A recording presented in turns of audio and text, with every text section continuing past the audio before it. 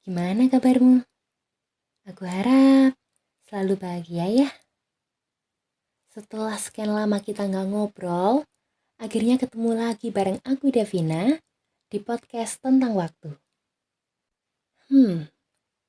Sambil ditemani dinginnya udara Malang dan secangkir teh hangat, kayaknya hari ini aku lagi pengen cerita deh. 2020 kemarin, waktu masih awal pandemi, banyak sekali perubahan dalam hidupku yang bahkan sebelumnya nggak pernah terpikir bakal terjadi kayak gini. Bisa dibilang, mungkin juga karena memang semakin bertambahnya usiaku, maka semakin bertambah juga skala rintangannya.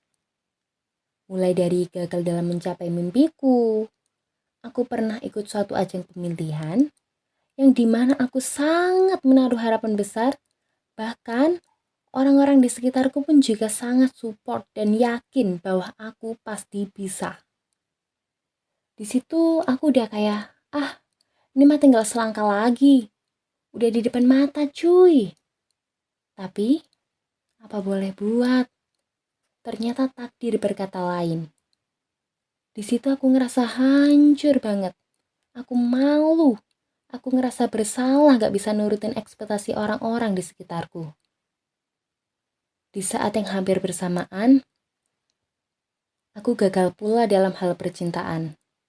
Semua yang udah dibangun dari awal, seakan-akan hilang tertiup angin begitu saja. Aku galau berat, nangis segala macem, selalu nyalahin diri sendiri. Jadi anak pemarah, sangat sensitif, bahkan sampai sakit-sakitan karena gak bisa makan apapun. Dan di situ aku kangen banget sama diriku yang dulu, yang kemana-mana selalu ceria. Terus aku mikir, apa ya yang salah dari diriku? Kenapa sih ini bisa terjadi? Kenapa harus sekarang gitu loh? Gimana cara jadi Davina yang sebenarnya? Sampai kapan aku ada di zona ini terus? Hari terus berlalu dan aku menemukan jawabannya, yaitu penyembuhan. Iya, penyembuhan atas semua luka yang kita alami.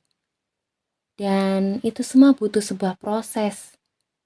Karena yang namanya sembuh, gak bisa langsung saat itu juga. Aku mulai coba ngasih ruang untuk diriku. Aku jalan-jalan sendirian, aku unfollow Instagramnya, aku hapus kontaknya. Bukan karena aku lemah atau kekanak-kanakan. Tapi memang itu caraku untuk self-healing.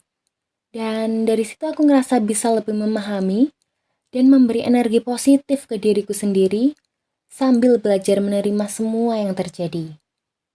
Tiap orang punya cara tersendiri untuk sembuh. Bahkan, sekedar muter-muter jalanan atau makan bakso pinggir jalan sambil ngobrol bareng orang tersayang pun bisa jadi obat.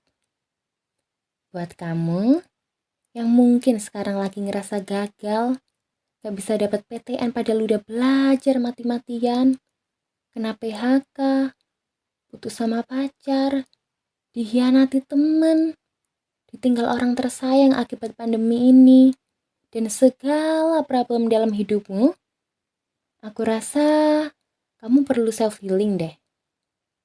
Dengan apapun caranya, kamu boleh istirahat dari sosmed. Karena, ya setelah aku pikir-pikir, meskipun banyak sekali sisi positifnya, tapi terkadang secara gak sadar tuh, justru sosial media yang bikin kita timbul penyakit hati. Mulai dari insecure, sampai timbulnya pikiran-pikiran negatif. Sekarang, nikmati dulu ya prosesnya. Kalau kata Kunto Aji, tenangkan hati, semua ini bukan salahmu. Jangan berhenti, yang kau takutkan takkan terjadi. Karena aku tahu, kamu hanya butuh rehat sejenak dari duniamu. Tapi nanti, ketika kamu sudah di titik sembuh, kamu pasti bakal bangga deh bisa ngelewatin ini semua. Ya, meskipun awalnya harus pencir air mata dulu, tapi pasti lega deh. Dan aku yakin kita bisa ada di titik itu suatu saat nanti. Tinggal menanti